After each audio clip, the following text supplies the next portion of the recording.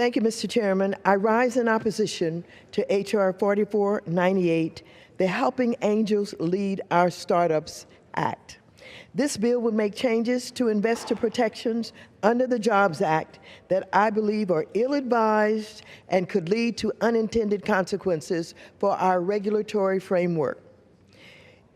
It would do so by broadening the scope of when private securities offerings can be solicited or advertised to the public without first verifying that the purchaser is financially sophisticated enough to understand the risk involved, what we call, quote, accredited investors, unquote.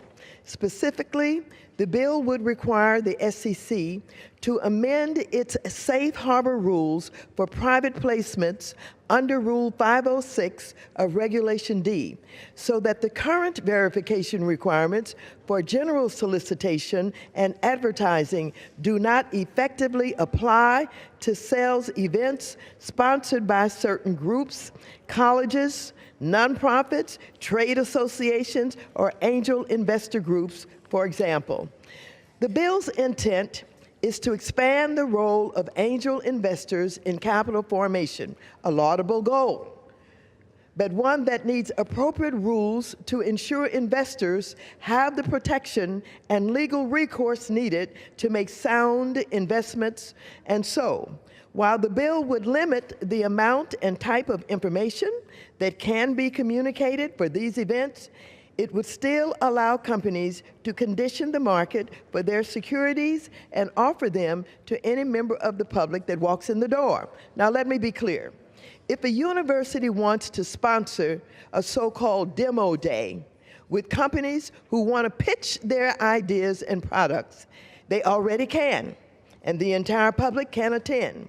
The companies, however, just can't talk about offer or sell securities in their company. I'm concerned that this bill, however, would cause real harm to retail investors. For example, a hedge fund could set up an event sponsored by a questionable college like Corinthian, pass out flyers on campus advertising their shares, and then sell those shares to anyone who attended the event, including the students who may know nothing about how this whole operation works. They would not have to take reasonable steps to verify that these purchasers are accredited investors. Furthermore, events sponsored by government entities, nonprofits, and universities are likely to attract the very people we're trying to protect. Investors who are not accredited and do not have enough financial sophistication or wherewithal to understand the investments or bear their high risk of loss. We created Rule 506 exemption under the Jobs Act to expand the market for private offerings. Private companies can now advertise and solicit offerings to the general public, which helps them to raise the capital they need to grow their businesses. But in exchange for the expanded framework and lower levels of investor protection, we passed a simple amendment that I offered to require companies to just take reasonable steps to verify that the purchaser of the security is an accredited investor. The intent was simple. If a company is going to advertise riskier private offerings, it must ensure that the buyer has the necessary income and assets to qualify for such a purchase, rather than rely on so-called self-certification. The bill would effectively reverse this sensible amendment during these sales events. At best, the bill is also unnecessary.